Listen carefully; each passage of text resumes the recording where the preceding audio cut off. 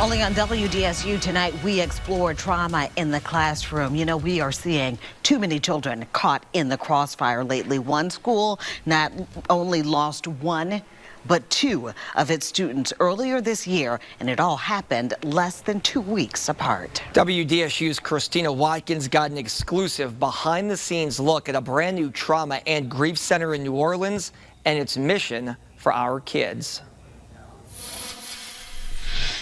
How do I know? So then you look at these words to help you describe a little bit more. This pinwheel is one of Dr. Cassandra Chambers' favorite tools to use as she works to help her students heal from grief and trauma at Livingston Collegiate Academy in New Orleans. A lot of kids come with, parental concerns, issues, death in families, a lot of different things in the community, safety concerns, housing instability, all types of different things. The school counselor says over the last few years, she's seen a lot of students trying to carry the weight of this pandemic on their own.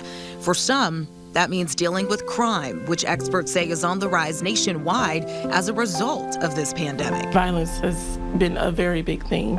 And of course, children, safety concerns. Wherever you go, you're worried about what if? And it's kind of just easing their mind and knowing that we can't live with what if. We can do what we can, and we can ease those, anxiety symptoms or, those anxious thoughts.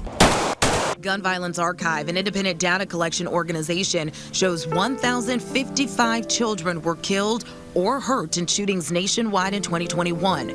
That's up from 999 in 2020 and 695 in 2019. Unfortunately, Southeast Louisiana is no stranger to this kind of violence. On Christmas Eve, someone shot and killed 7-year-old Dylan Burton in New Orleans while she was in the car with her mom. 8 days later, cops found the body of 12-year-old Derek Cash after he was shot.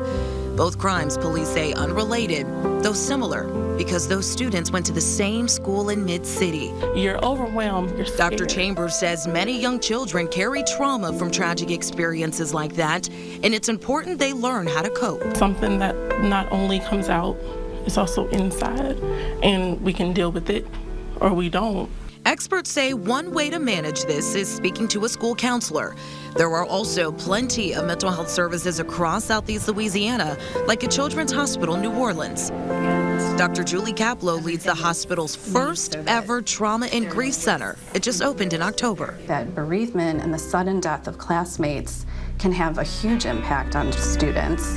What we find is that it can impact their ability to learn, their ability to focus, their school connectedness, even school grades and school dropout. She encourages parents and guardians to pay attention to the signs, any changes in behavior. Remind them it's okay to cry and be sad. Normalize those grief reactions. And so what we're encouraging people to do is to learn what to say and how to say it so that they're actually validating that child's experience. And Dr. Kaplow says paying attention to every little detail will help you identify the trauma and the grief early, before it's too late. Some of society's most significant problems are actually rooted in unaddressed childhood trauma. So the earlier we can identify those kids and intervene, the more likely it is that we can actually help not only those children, but our entire society. In New Orleans, Christina Watkins, WDSU News. And the resources at Children's Hospital Trauma and Grief Center are free. You don't need insurance. Dr. Kaplow says right now parents and guardians can reach out online or over the phone. To find that website and the phone number, go to our website, WDSU.com.